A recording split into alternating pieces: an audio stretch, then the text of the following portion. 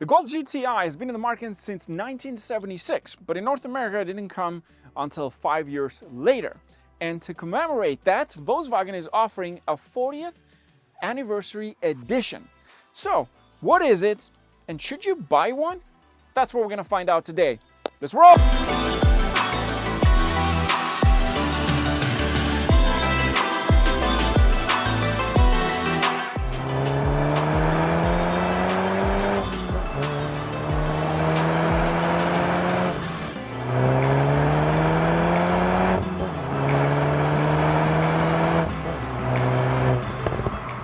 Now, if you're watching from Europe, you guys get the Club Sport 45th edition, which is a lot more money than the one that we get in North America, but it offers a lot more things and more horsepower in comparison to what we have for the 40th edition. So let's start first with the exterior. Let's talk about what it offers and how different it is from the standard GTI. Front end, here's what you get. First of all, LED headlights. These are the IQ special headlights, and then we have the red stripe in the front. Really love that. At the bottom over here we have the honeycomb grille, but you also get these lights as well, which really complement the car overall. We have a blacked out lip all the way at the bottom. Then if you move on to the side over here, we have the 19-inch wheels, but these are special for this model, for this 40th anniversary. They're blacked out, and most importantly, if you look carefully, we have red calipers as well, and around the wheel there is a red painted area, which again complements the car very well. It is equipped with, of course, performance tires, 19-inch, and these are the Hankook tires. The front ones are 235 by 35. These are the Ventis S1 Evo 3, which apparently are supposed to be pretty good for some track day. On the side, for both left and right side, we have the sticker over here that says 40, which again will tell people on the side when they overtake you that this is the 40th anniversary edition. Let's move on to the back side. You don't get anything crazy in here, no badges, just the standard GTI and of course the Volkswagen logo. At the bottom we got a single exhaust tip on each side, and we have this interesting diffuser which looks very aerodynamically designed. I kind of like that, but nothing else added here, bit disappointed. Now let's talk about the paint choices that you get with the 40th anniversary edition. That also applies to the Club Sport 45th edition. The model that we have for today's video, it is painted in Urano Gray, and then you have exclusive colors of Tornado Red, and you also have the Opal White Pearl and Pomelo Yellow Metallic.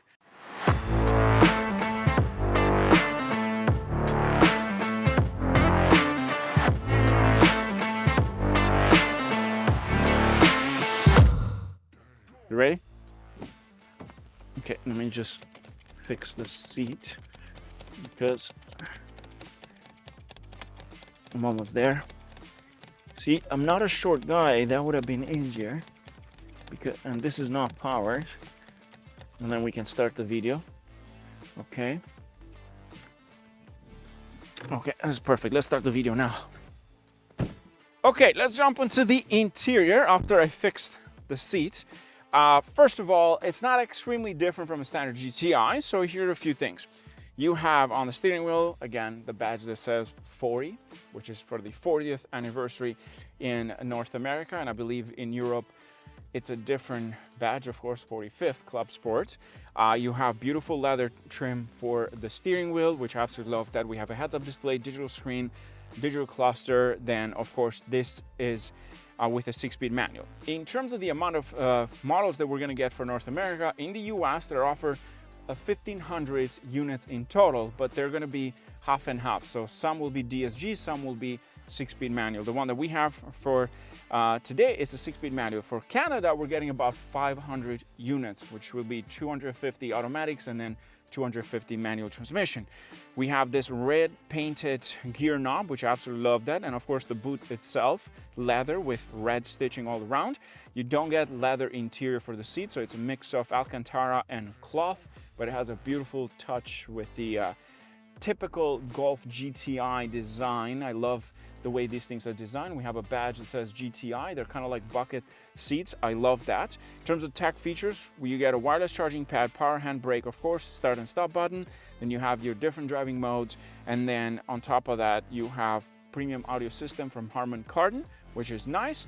In the back is the same thing, so you get that cloth finish similar to the front. And then the carpet mats have the GTI logo, but they don't have the 40th anniversary edition. That would have been a nice touch if they could put some sort of thing that says this is the 40th anniversary edition. They forgot about it. The door panels have some suede, Alcantara in this case, and then that usual plastic that Volkswagens have inside. The interior is nice, but here's what I think they missed. First is the carpets that I mentioned previously, maybe some embroidery onto the actual seat that says 40th anniversary. That would be nice, like at the top of the headrest. The steering wheel, it's nice that it has that badge in red painted around it. I think it would have been nice to have even into the actual steering wheel something that said 40th anniversary edition. It doesn't have, from the European model, this doesn't have a track edition, just standard sport mode. The ones in Europe get a track edition because they also get more horsepower. We'll talk about that once we go for a test drive.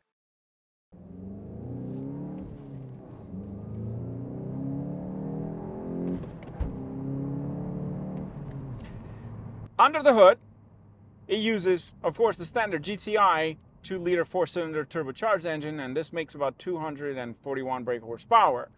Now, unlike the Europeans, which get the Club Sport 45th edition, that model makes 296 horsepower, which is why I feel like this is a bit disappointing, because why not us?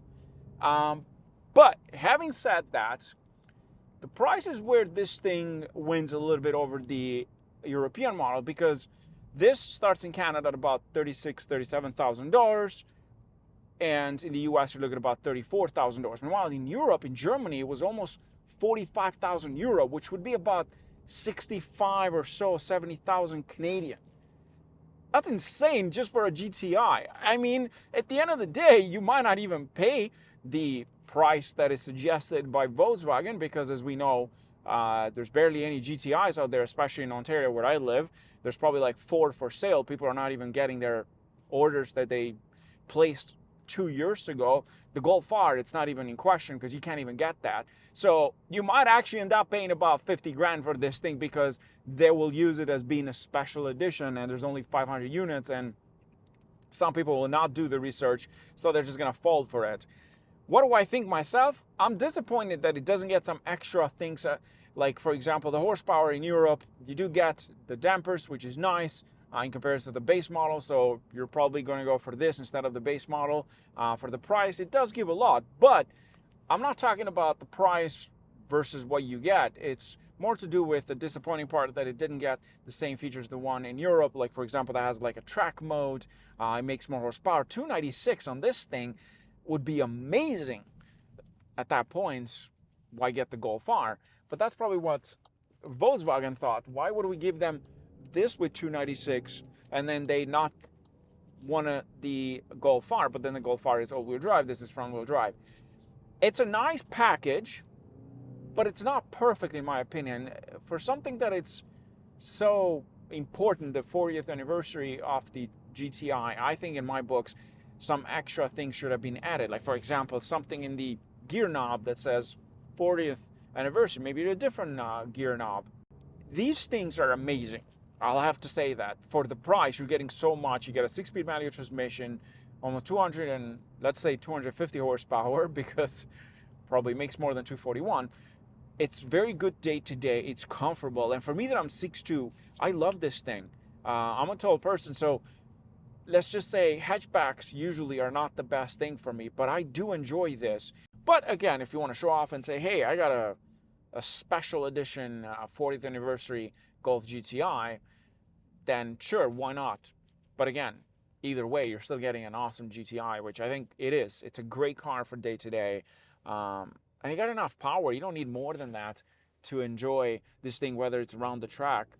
It's a good car. It's a good package overall. And of course, the interior is a bit disappointing with this stupid cloth, which I'm not a fan, but they were trying to sort of like imitate the classic GTI with that center area for the seats, which I actually recall very well. I also remember the headrest on the GTI had those holes in between. It was an interesting design because I grew up around German cars a lot, so I know quite a lot of them.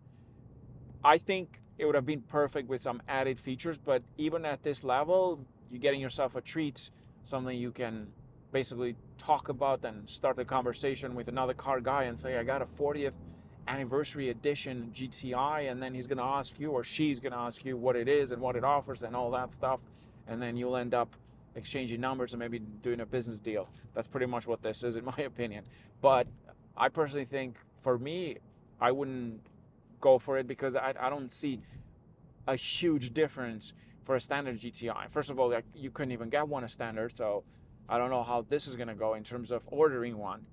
But I'm sure by now you should have known and placed the order, because the way things are going with Volkswagen, it's pretty hard getting a GTI or a Golf R for that matter. They're selling over MSRP.